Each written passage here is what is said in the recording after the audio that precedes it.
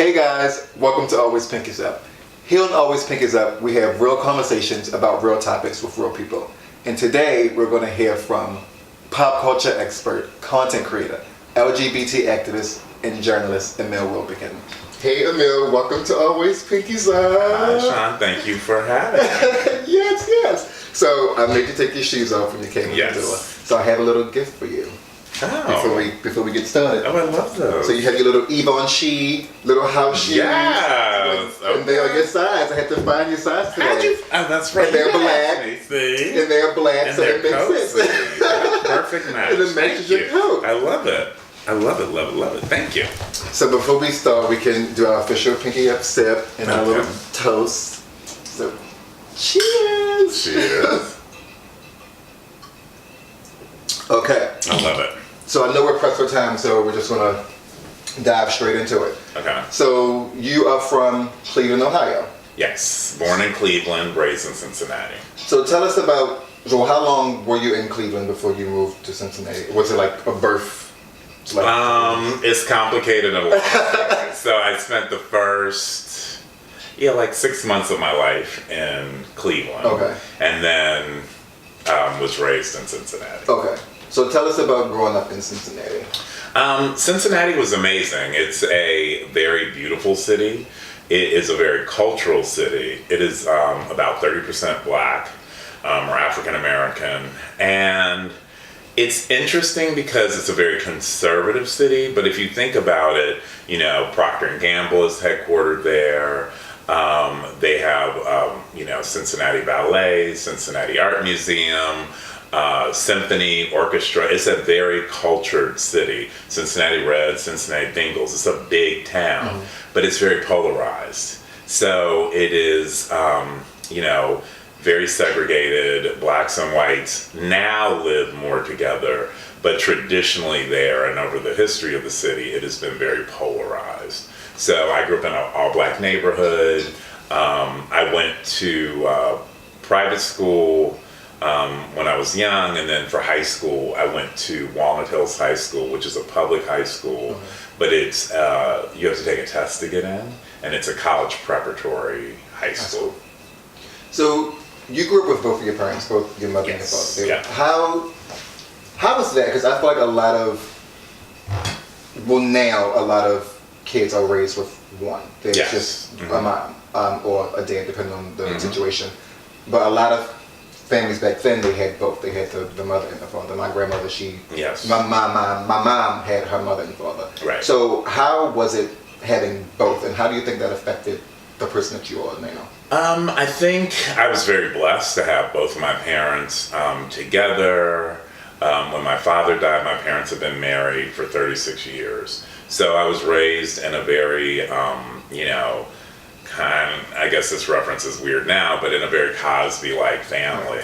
It was a blessing to have my mother and my father there and present, but the difference for me was that my parents were both working professionals. So my mother was always super busy.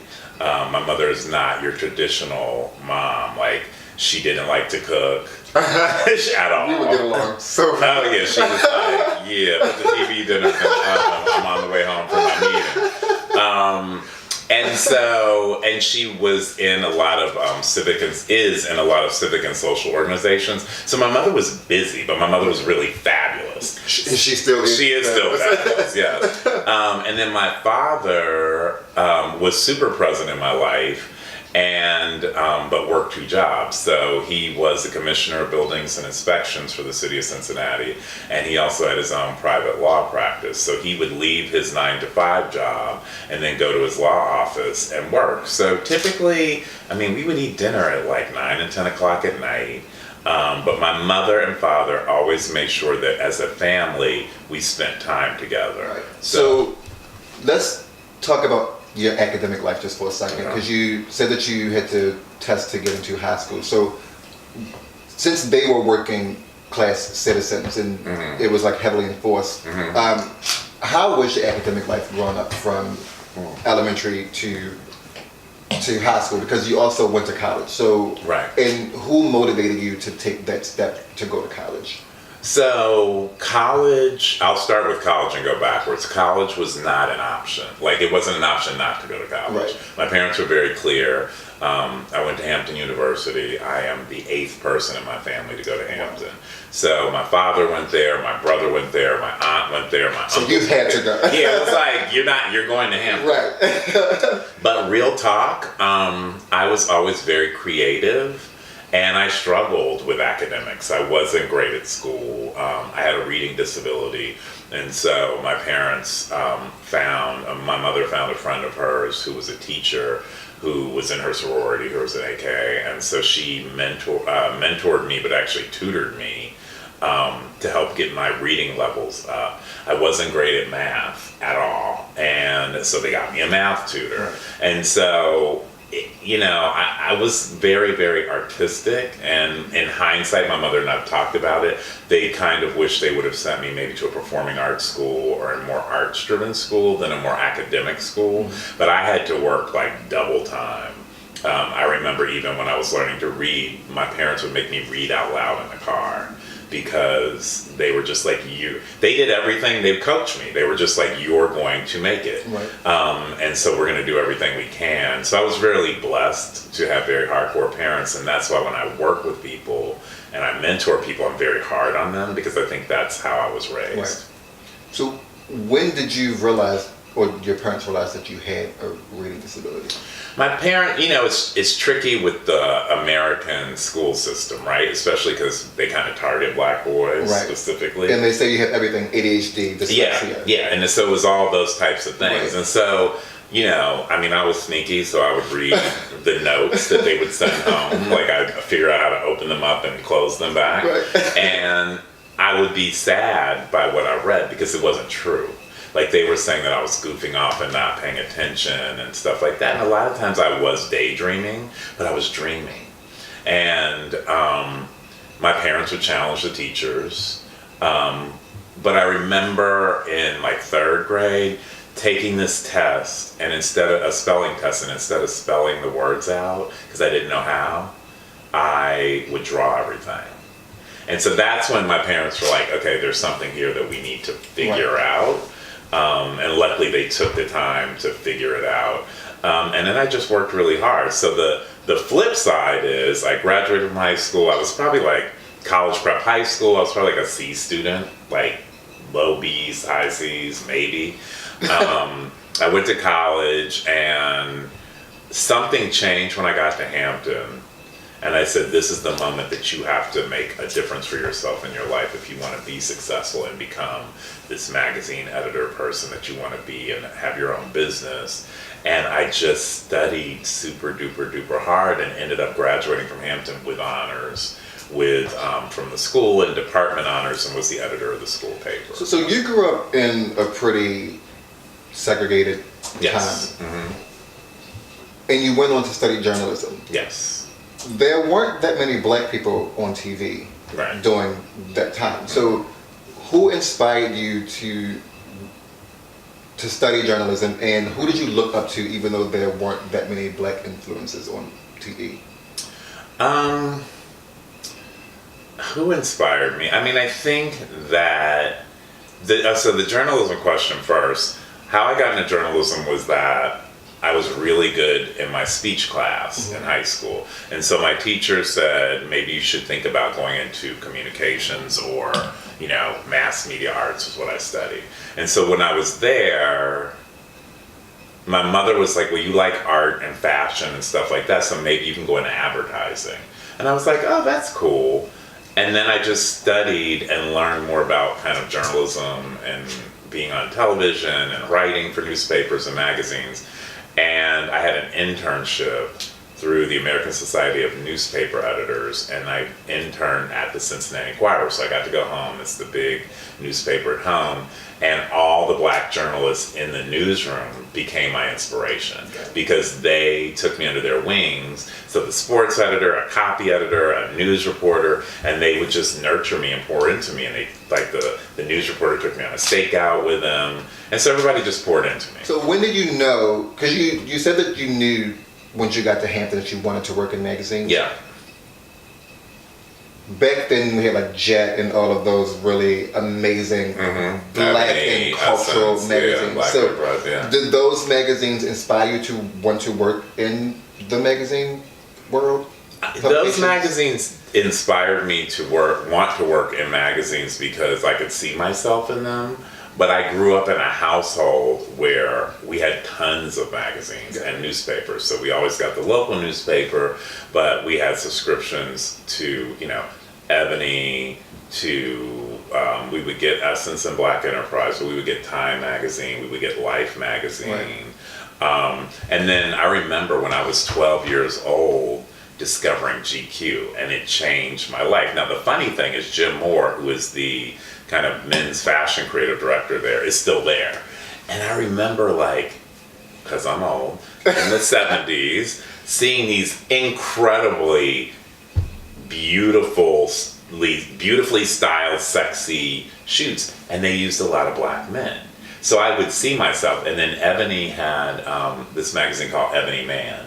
And so that was really cool. So I kind of found my way, and then I would pick up Vogue. I remember when I would work in my father's law office on Saturdays, I would help him with clerical stuff and returning calls and filing. There was a vintage shop downstairs from his law office, and I would go in there and they had all these old Harper's Bazaar issues. And I would just go and look through them because there was a man who was the editor at that time. So that's how I kind of saw myself. Yeah. But Interview magazine was really big when I was growing up.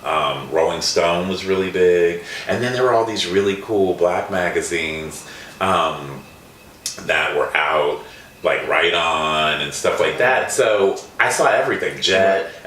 We had everything in our house. So it was really cool. So I always would tear. So here's the big thing that will connect this all together is I would tear the amazing pictures from Life magazine, from Ebony, from Vogue, from GQ, from Rolling Stone. And I had this huge collage on my wall that was like a vision board. Now my mother thinks we still have it in the house, so I'm trying to find it because I think it would be kind of epic to pull that out. It would be pretty epic, like a true throwback piece. Right, it's almost like a vision board before we knew what vision boards were. Exactly. So all those things inspired me. I was also very, very inspired by James Baldwin because I got to see him speak when I was at Hampton, and Dr. Maya Angelou. So I was inspired by kind of just all of it, like Black Hollywood, Eddie Murphy at the time. Naomi Campbell was just coming out at the time. So it was like all these, and Diana Ross, and just seeing all these great, just black, Michael Jackson, but like great blackness. Right. And so Jesse Jackson, so I knew I wanted to be that. I didn't know how I would get there, but I knew I wanted to be black and shiny and successful and move culture. Right. So was that just your main focus? You just had tunnel vision on when it came to working in the editorial space, or was there a plan B? So it was like, okay, if I'm not a journalist, then I'll go and be like a lawyer or a doctor or whatever. The plan B, I think, was the journalism. My real dream growing up was that I wanted to be a fashion designer. Okay. And my parents were like, both lawyers, so they were like, that's cute. And I remember one day at the grocery store, I think I was buying GQ or something, and it was $2.50, using my money. And my father was like, you should try to figure out how to combine your love of fashion and kind of art and your love of journalism. Is there a way to tie it all together? And I didn't think that about opportunities at magazines. That didn't happen until one of the summer internships. A black woman on a copy desk at the Cincinnati Enquirer was like, you don't seem to like reporting on the news, but I think you should think about magazines. And that was my Oprah aha moment of Nirvana, oh, I never even thought of that. Or did you not think of it? I didn't think about it. Did you not think it was an option that? I didn't think about it or think that it was an option, so it just wasn't an option. Right. It wasn't, and then it was kind of well, duh. And then the focus became, I want to be the editor of my own magazine, and I want to be a millionaire. I don't know where that came from. By the time I'm 30. I still have those dreams. I want to retire by the time I'm 30, actually. Yeah, me too. So you said something that triggered something in me. You mentioned when you were paying for your magazine and your father gave you the idea to combine both. Yes. And it's interesting because you were born in the 60s, grew up in the 70s. And I feel like men, the relationship that they would want to have with their sons is very like a masculine type of relationship. So no man wants to think of their father. I mean, no man wants to think of their child working in like the arts or, it's more, you're going to go to the Navy, you're going to go play sports. How did that make you feel to have that support from your father? This is such a great question. So a friend of mine recently, I post a lot of pictures about my mom. Right. And so my friend said, oh, your father wasn't present in your life because you seem to always talk about your mother. And it's actually the complete opposite. My mother and I, our relationship has grown into the relationship that you see on social media. My father and I were closer than my mother. So I was really blessed that my dad was the youngest of 13. And he was so about my brother and I that every Saturday, which is how I ended up working at his law office, he would spend time with us. That was a big thing for him, was that he would want to spend time with his sons. So we did Little League, we did Cub Scouts, we would run errands, like go to the hardware store and stuff like that. And then as his work picked up and my brother went away to school, I would go and work in my father's office, so I would spend the day with him. Right. He would take me to confirmation class, and then we'd go to his law office, and we would eat. Like, it was great. So for me, I'm really, really blessed that I didn't have that absent father and to not know what that was. And then on top of it, my father was very, very open-minded. And I remember when I came out to my parents, my father said, I always kind of... You were 21, right? Yeah, I was like 21. And my father said, I always kind of had a feeling. But it wasn't... My mother was devastated. My mother was like reading the Bible, crying. She was sending everything in the house to me. She was done. But my father was very, very present. And that's a blessing. Because I don't know how I would have been, my personality, with a very rigid, hardcore father that only wanted me to play sports and beat me all the time. Like, that wouldn't have worked. So your mother never suspected you? I think in her spirit, my mother knew, but she didn't ever want to deal with it. Right. Because I remember her kind of being like, she's so fashionable, but I remember her being like, the outfits are a lot. And I remember sometimes she would call me back and, like, if I was leaving to go out on a date or hang out with my friends, she would be like, you have on too much cologne, go get a wash rag. And be like, yeah, let's take that down. I was like, okay. And I remember she used to do this thing, like, I guess I used to do this a lot with my aunt, and she's like, you watch your wrist. So it's very interesting. Right. But it's very subtle. But now she's cool with it and, you know, very pleased with who I've become.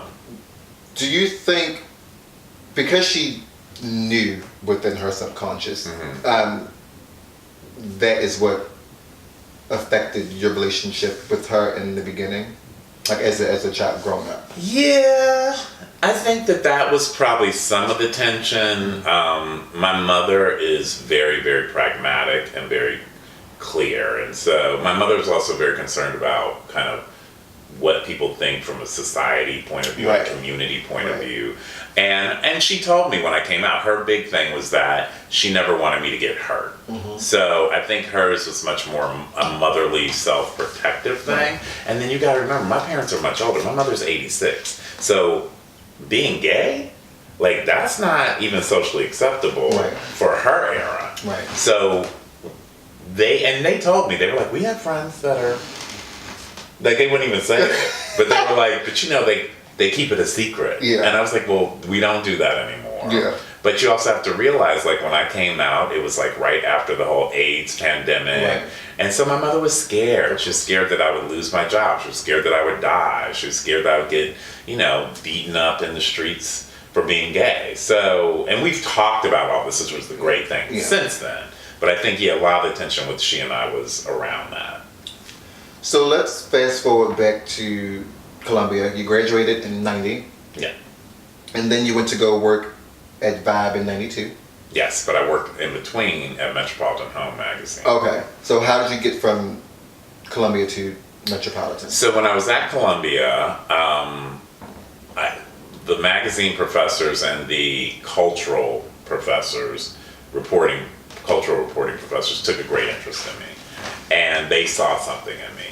And so when it was time to graduate, I was like, I have to get a job at a magazine. So I reached out to all the ones that I had applied to before. But then what I did is I made a list. Someone told me this is a great tip. Make a list of 20 places you want to work. So every week I would send out 5 letters. So I'd start at the top 5, second 5, third 5, fourth 5. Letters. No one Letters. says no letters. I know, letters. Can you believe that? And it actually worked though. That's crazy. So Metropolitan Home magazine does no longer exist, but it was a big home magazine. They had just won the National Magazine Award. They did gay couples. They did multiracial couples. It's very, very ahead of its time. And the editor, Dorothy Kalins, was this really amazing woman. They supported the Design Industries Foundation for AIDS. They were part of the Love Ball, which was like this AIDS foundation with fashion designers. They did all this amazing stuff. So I was like, I want to work there. Like, that seems cool.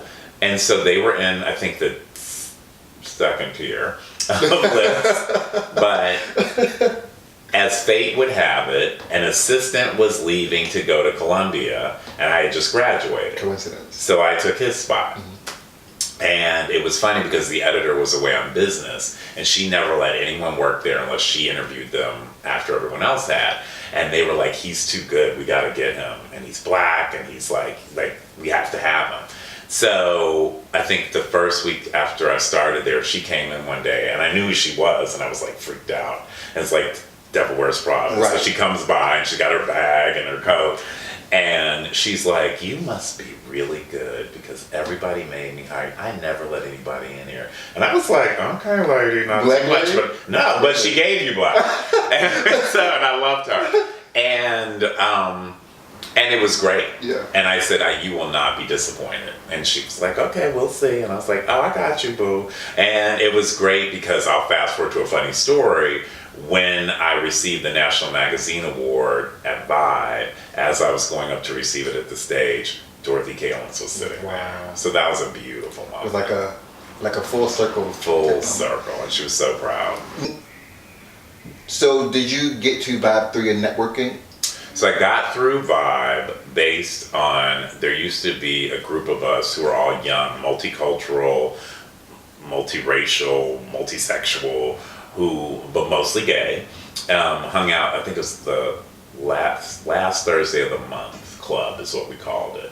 And we would meet at different bars, and they were all young people that worked in magazines. So it was great. So all these people that I met at that time are all now like really well known, like Jonathan Van Meter, who ended up becoming the editor-in-chief of Vibe, but who now writes most of the cover stories for Vogue. He was there. I had a friend, Ricky Lee, who was an assistant at Vanity Fair. So all these people that I met, Brandon Holly, who ended up being, at Yahoo, but she was also at Lucky. So all of us were like friends. Right. Alan Light, who became the editor of Vibe as well, and was a big writer at Rolling Stone. So we all hung out together. And so out of that group, Jonathan got tapped by Quincy Jones and Time Inc. and Time Warner to create this music magazine, this black cultural music magazine that was supposed to be like Rolling Stone. And he said, well, I have a bunch of friends who come from the magazine world, but they're all really talented. And they said, well, as long as they're good, bring them in. And so he tapped all of us. Diane Cardwell, who's now at the New York Times, he tapped all of us, and we came and worked there. That's interesting because it brings up a point. Who you hang around is really important. And super important. Is how they say birds of a feather flock together. And it's evident, you are the company you keep. And Yes. you were surrounded by all of these great, diverse individuals, and you guys all worked in magazines, and you were afforded the opportunity to go to Vibe, and in '92, and 7 years later, you became the editor-in-chief of Vibe. Yes. So, what was that trajectory like for you? And what you went from, was it like an entry level position? I was associate editor, so like mid-level. Okay. Which was also huge because I jumped from being an assistant to being an associate editor. In the era when music was just epic. Yeah, music in the 90s was just amazing. Oh, it was incredible. I think that, yeah, it was a big jump, but it was, I think I had so many ideas. I lived and breathed magazines at that point. Also at that time when I was an assistant at Met Home, which is really important to the story, I was the menswear reporter for the Associated Press, and I did style reporting for the Chicago Tribune and had written for the New York Times at this point. So at this point, I was hot on the street. Right. So then it was like a fast track because I edited the front of the magazine and the back of the magazine, and then when we launched a year later, in between the launch, they placed me at People magazine so I got a great experience working at People on the best and worst dress issues and just working on the magazine and reporting Eddie Murphy's wedding to Nicole. I mean, it was like crazy stuff. So all of this was like preparation. When I got to, I said I want to do fashion, and they were like, "You want to do fashion?" And I was like, "I want to do fashion." So then I became style editor, and then I became fashion director, and then I became editor-in-chief. So it was definitely a fast track, but I think Columbia helped, and I think just my talent and my drive and my passion was shown through. You have just been around, just in the editorial space for, so you're like the Godfather of editorial space and like entertainment culture. I am. It's pretty epic. I think it's pretty great. Oh, Because I remember watching TV, and I would always see you on the TV, and I'm like, who is this man? Like, who is this black man on TV, like, reporting, talking about fashion, talking about entertainment, and all of those things. And I'm like, I'm gonna meet him. And then when I saw you at the Brad Gala, I was like, oh my God, this is a man that I've seen all my life on TV. Yeah. And here he is, and now here you are. Here I am. On my couch. It's epic. Yeah. And it really, I think what's inspirational, and this is a reason why I wanted to start this platform, because a lot of people have that vision. You know, they see these people on social media or their TV, and they say, I want to be the next him, I want to be the next her. How do I meet that person? And I feel like when you put it out there and you start to maneuver through life and you start to come across these people, it's like breadcrumbs, like Hansel and Gretel. They put down a trail and lead you to the people that you need to ultimately end up with. So this is like an amazing moment for me. It's like a fan moment, but it's like really great. It's awesome. It's awesome. But like I never, like, just outside of the mentorship, it's just amazing when you have this vision for your life and it just starts to come into fruition. And manifest. Yeah, it's awesome. Well, you know, I go to First Corinthian Baptist Church, and Pastor Mike talks a lot about the law of attraction. And so you attract what you put out there as well. So when you are about light and positivity and your intentions are good, I think where a lot of these young people get stuck is that I think sometimes they want the fast track, they don't want to do the work, they just want to be famous, they want 1 million followers, and that's not really what it's about. I mean, all the people that I really look up to are people who work really, really hard. Like Gordon Parks is like a huge inspiration for me. And you know, he used to be like a train porter, and then he saw a copy of Vogue magazine or Life magazine like laying on the train car, and then that made him know that he could be a photographer that would do that work. He's the first black photographer to shoot for Vogue. He shot for Life magazine. I mean, he did, you know, great movies like Shaft.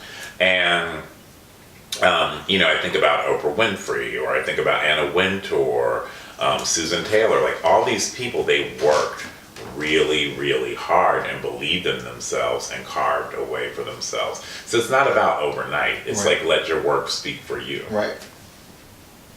So after Vibe, when you've done amazing things at Vibe, you went to become the editor-in-chief at Giant. Was that your next? No. So after Vibe, I was editor-in-chief of Vibe. I became vice president of brand development. So then that's when and this is important because this is when I started working with digital and books and film and merchandise and all that. Then I left and went and worked with Mark Echo for a year. Yes. So when I went to work with Mark Echo, I was... In 04? Yes. Okay. I was vice president of... Yeah, I was vice president of brand development. Brand development for Mark Echo Cut and Sew. And that was really cool because I learned a lot about business. Then I went out, did my own business, did a lot of freelance writing for Paper Magazine, I blogged for 2 years for LeBron James, for a blog that he did around his life off the court. So it was about his philanthropic work and stuff like that. And then I got recruited to go work at Giant. And how long were you at Giant? So Giant was 1 year. Okay. I was on this path where I was like, I would only stay places for 1 year. I was trying to be a millennial. What was that about? I would only do what I wanted to do, and if I didn't like it, I was like, I got what I needed, and it was on to the next thing. Yeah. Giant, I did not want to go back to work in magazines because Vibe was my big love affair with magazines, and then I got recruited to work at Giant. It was through Radio 1, so that was really great. It's a black-owned company. And then they struggled trying to keep the magazine alive because they were turning the whole company digital. And I was like, I don't know if I want to do that. But then got recruited to work at Essence to run Essence.com. Yes. Essence. Essence. Like the Essence. Yes. The magazine you looked up to in grade when you were growing up. Yeah. Tell us about that, because you went in, you were the former managing editor at Essence, and then you became the editor at large at Essence. So it was cool. I mean, with Essence, I was brought in to run the website and to make it younger and cooler and more kind of accessible to younger black women. So that was like, I mean, it's such a great brand, but then how do you make it younger and cooler? So that was really fun. And then being at Time Inc. was my first time working at a big corporation like that. So I learned a lot, had a lot of support. We redesigned the website like 3 times. But what the management there noticed was that I was friends with a lot of celebrities. So they gave me the opportunity to move to the magazine, to be editor at large, to work on talent wrangling for the covers, for the magazine, for the website, for all the Black women in Hollywood, Black women music, and then help curate what the lineups would be at the festival. And that was like really, really amazing. I mean, working at Essence is like, it's an American kind of iconic brand, and it means so much to Black women and to community. So it was amazing to work there because I just learned so much. I learned so much from Michelle Ebanks, who was the president, and just incredible women that worked there. And it also, I was like, as much as I thought I was working hard, I was like, these women are mothers, wives, beautiful, killing it in the game. You can do more. Right.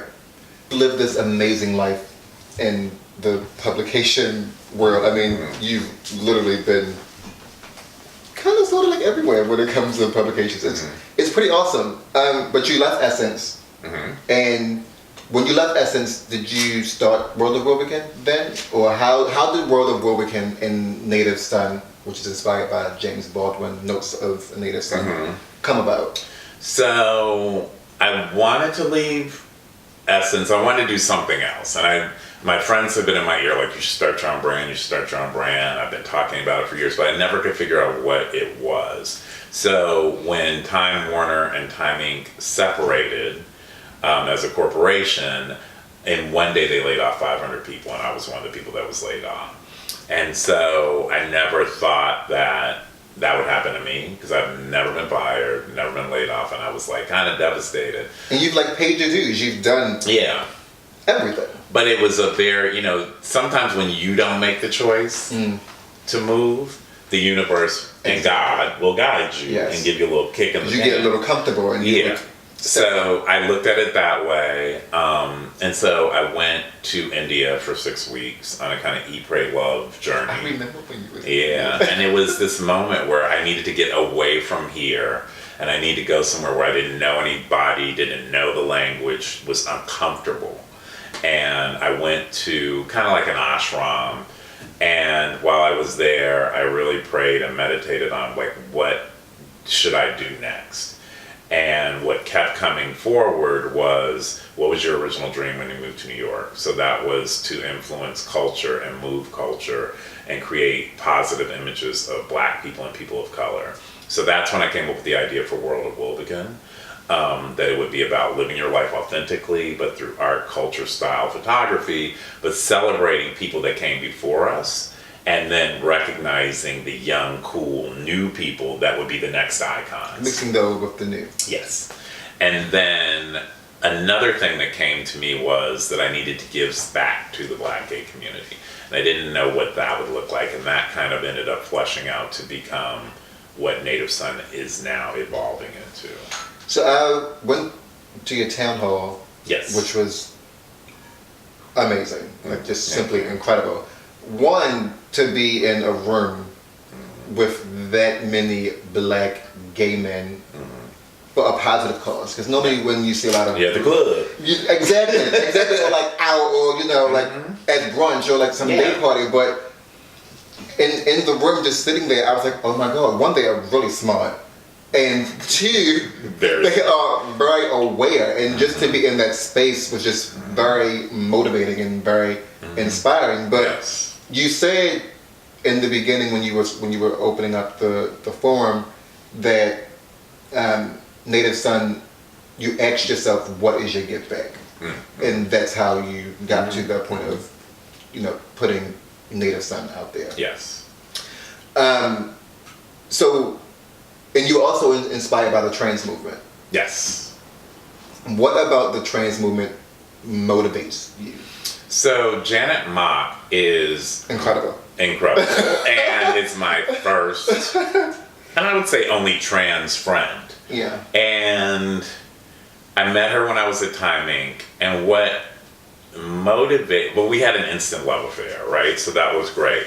But there was something about how she was living her truth unapologetically.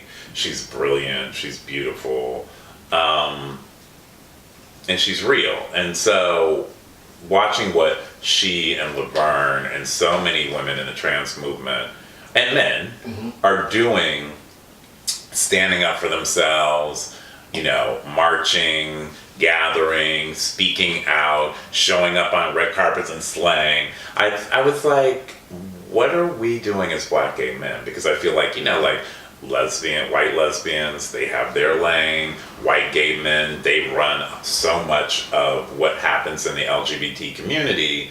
And I thought, why are we silent? Like, why are we sitting on the sidelines and disappearing, and we're not being healthy with ourselves or each other? And I thought, well, this is an opportunity. If I could create and galvanize the community to have fellowship and be empowered and inspire each other, where we come together and support each other the way I see our white counterparts, our Latin counterparts, our Asian counterparts, our trans counterparts, why can't we have that? So that's what Native Son, that was kind of the inspiration for Native Son. And what's been amazing for me is to gather all these incredible Black and smart Black gay men together, as you said, and it's just natural. Like, everyone's like, oh my gosh, I feel so empowered by the conversation. I feel so empowered by the social media. I want to be a part of this. How can I be a part of this? And so a lot of times people think it's like a club, and I'm like, it's not a club. If you were a Native Son, be a Native Son. But being a Native Son to me means that we own who we are, and we don't let other people dictate that. So we're not going to be victims. We're not going to let people beat us, kill us, touch us, chastise us. We're going to stand up and stay strong in who we are. And that takes a collective effort.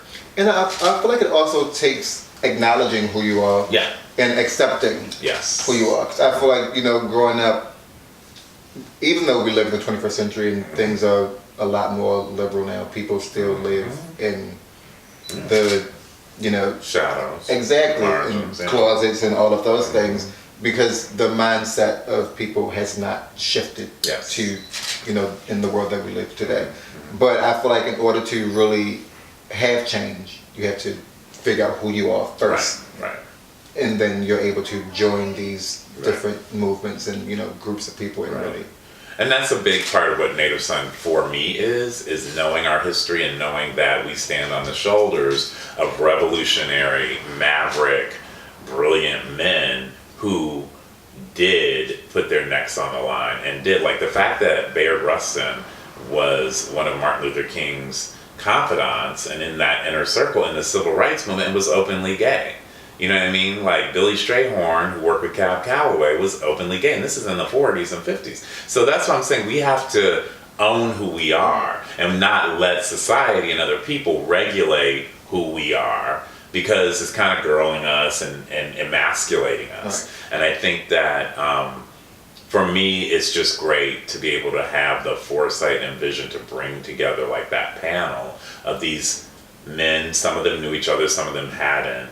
I didn't know some of them, but I knew that they were brilliant and had strong voices and were smarter than me and could articulate it in a different way and bring them together to have that conversation. If you've had, which is going to be very difficult, but if you had to sum up all of your past experiences, you know, growing up, working in publications, and just taking everything that you've learned and applying it to now, you know, having these two platforms, and really trying to make a difference and to empower, you know, the world and the gay community. How would you sum that up? And what is one thing that you can take away from all of that you are just applying to your life now? One thing. Just one. Okay, top 3. Top 3 is better. I think the first thing is that you have to appreciate and respect the people that have come before you and learn from them, because I think that's super important. So I've been really blessed to have a lot of amazing people pour into me along the way. And sometimes it didn't feel good and it didn't feel right. So I think kind of respecting and being aware of people pouring into you and respecting people that came before you is really important. 2 is that it's a journey. And so on the journey, you collect things and you collect learning lessons, and everything is not instantaneous. And then 3rd, you have to just be grateful. You have to be grateful for the blessings along the way, the high moments, the low moments, the lessons. It's not always easy, but you have to stay steadfast in it. And as you stay steadfast in it, you have to be grateful for all of it, because it somehow comes together. Right. A friend of mine, you know, because I went to the Oscars on Sunday and got to see Moonlight win, and to be there as the founder of Native Son, it meant a lot. And a friend of mine said, you don't control the story. So who knew that my assistant at Giant Magazine who I was very hard on, like super hard, and would end up working at the Academy and would bless me with tickets to go to the Academy on that specific night as a thank you. I mean, wow. You can't create that story. Right. That's God. Right. You mentioned high moments. Mm-hmm. What is or was your highest point or moment in your career? I think the highest point of my career was winning the National Magazine Award when I was at 5, because it was the first time an urban magazine had ever won. It was, I think, only the second or third time a black magazine had won.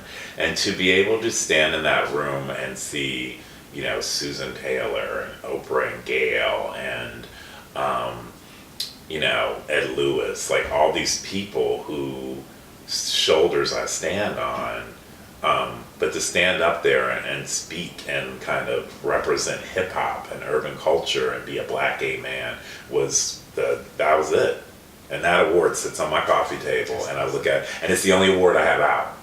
I don't keep a lot of awards out. I don't believe in that. But that particular award also is a piece of art. It's a Calder statue. But that means everything to me. What has been the lowest moment of your career? Of my career? I don't think about that like that. Lowest moment of my career. Or a point in your life where you felt you were at your your lowest moment? I think when I found out I was HIV positive, that was probably like the lowest moment because I was disappointed in myself. I was disappointed that I knew better, that I had suddenly become a number, and that I felt like I let society in a way win. Like I could have prevented that, and I didn't. And I felt like I let myself down. So what? I didn't know that. Oh, I'm sorry.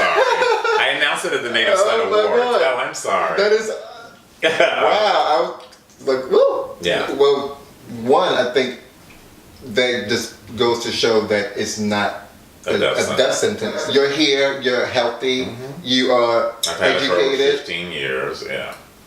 So let's just touch on that for a second, to show people that you can still be around, you can still be very successful, very driven, very present. Well, it's not a death sentence the way it used to be, like, say, in the 70s and 80s. Right. And so I think now, it's about self-care and taking care of yourself and eating healthy and exercising and also your faith. Like, yeah, I mean, I know people who have had it way longer than I have,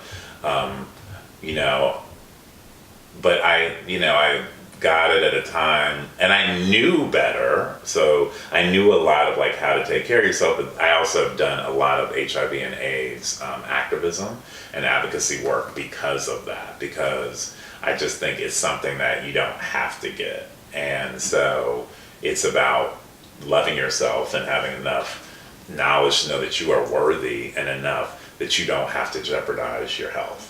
So you became an LGBT activist 15 years ago, or were you an activist before? I was an activist before. Like, I've kind of been doing that work. I mean, so that's why I've been more disappointed, because I knew better. Right.